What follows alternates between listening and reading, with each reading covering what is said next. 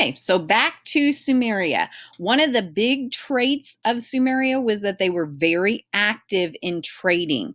They traded fish, wool, grains, and metal goods for things like copper, tin, and timber, because, like I said, not a lot of trees out there, and you need certain things made out of wood. So they would trade for it.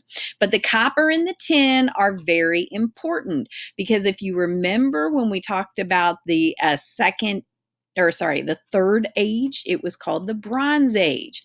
How do you make bronze? Copper and tin.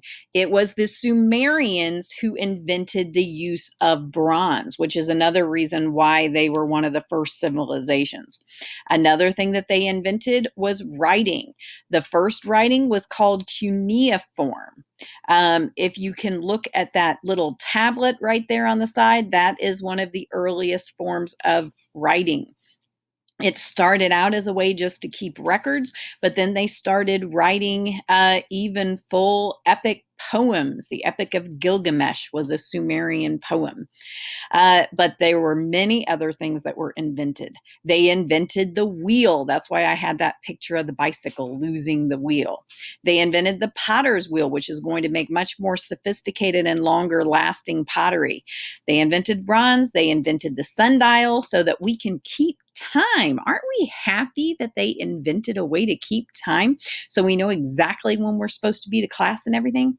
Another thing I want to point out, think about how our life would be different without the wheel.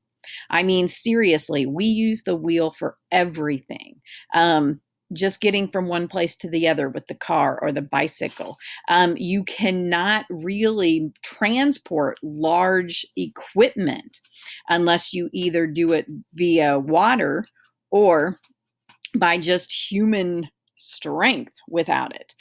So the wheel is a very important invention, probably one of the most important throughout the history of civilization.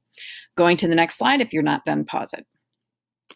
Okay, so after the Sumerians, we began to see a new form of government called empires, which I'll explain. The very first emperor was this dude right here. His name is Sargon. He was the leader of the Akkadians. And yes, he is a guy. He kind of has a man bun going on, but that's okay. And I find the way that they portray beards back then very interesting because they have these little curly cues coming down. And that's what a beard looks like, according to a lot of the ancient civilizations in the Middle East. But anyway, because he is going to defeat all of the Sumerian city-states and take over that area, he is going to set up the first empire. An empire is a government that controls many people or territories. And we're going to talk about lots of empires before we get done here. The Akkadian Empire is only the first. After that, there are several others. I'm going to the next slide where I'll talk about another one. Hammurabi is going to be the person to rule the first Babylon Empire. Now, he is mainly known for one major thing. He is going to write down the Code of Hammurabi, which is a law code. This is the very first written law code that we have found. If you look at this right here, this is actually a picture of the document that had the law code. At the top, they have a nice little sculpture of Hammurabi giving the law code. And then here we have over 200 different laws that Hammurabi came up with. Most of it we would see as very, very strict laws. The first time that we see the whole idea of eye for eye, that came from Hammurabi's law code. So if you accidentally cause me to lose my eye, then I get to cause you to lose your eye. That kind of thing. They also had lots of interesting situations. They had lots of laws about slaves, lots of laws about property. All of these went along with Hammurabi's law code. Going to the next slide. If you're not finished, pause it. Okay, now, men dominated society, which means they were a patriarchal society. So women are going to have fewer rights.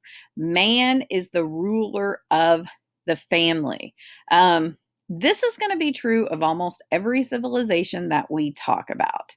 Okay, we're going to get very used to this. For the most part, we live in a patriarchal world, although that is starting to change today. Okay, see you tomorrow.